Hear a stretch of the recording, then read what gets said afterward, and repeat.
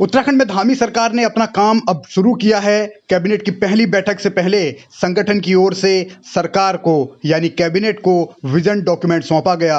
वही vision document जिसके जरिए 2022 के इस विधानसभा चुनाव में बीजेपी ने बम्पर जीत हासिल की है।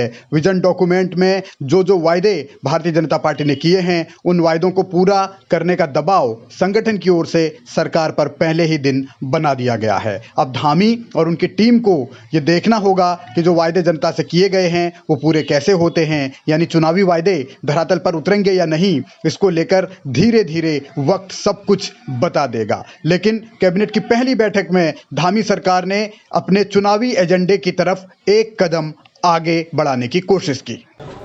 हमारा राज्य दो अंतर्राष्ट्रीय सीमाओं से भी लगा हुआ है।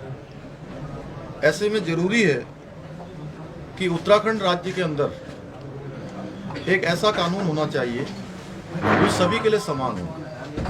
और हमने उत्तराखंड की देवतुल्य जनता के समक्ष ये संकल्प लिया था कि हमारी सरकार के गठन होते ही हम इसे लागू करने की दिशा में कदम बढ़ाएंगे और एक स्टेक होल्डर्स, विधि विशेषज्ञ और समाज के क्षेत्र में जिनका बड़ा अनुभव है, विभिन्न क्षेत्रों में जिन्होंने काम किया है, उन सभी को मिलाकर एक कमेटी का हम गठन करेंगे। एक उच्च स्तरीय कमेटी बनाएंगे।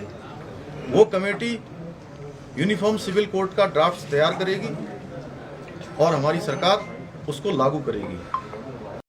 Uniform civil code Bharatiya Janata party के चुनावी एजेंडे का सबसे अहम हथियार था। इसके जरिए ही उत्तराखंड में एक बार फिर बीजेपी ने यह कोशिश की कि कैसे वोट बैंक को और मजबूत किया जाए, और इसके लिए 12 फरवरी 2022 को पुष्कर सिंह धामी ने, यानी जिस दिन चुनाव प्रचार का आखिरी दिन था, उस दिन सुबह यह ऐलान किया था कि बीजेपी की सरकार अगर बनती है तो यूनिफॉर्म सिविल कोड लागू किया जाएगा। और इसीलिए पहली कैबिनेट की बैठक में ही अपने इस चुनावी एजेंडे को अमली जामा पहनाने के लिए धामी ने यह दावा किया है कि उनकी सरकार एक एक्सपर्ट कमेटी बनाएगी। वो एक्सपर्ट कमेटी सुझाव देगी और उन सुझावों के आधार पर एक ड्राफ्ट तैयार होगा और उस ड्राफ्ट को ही फिर यूनिफॉर्म सिविल कोड में कैसे कन्वर्ट करना है उसके जरिए लागू किया जाएगा।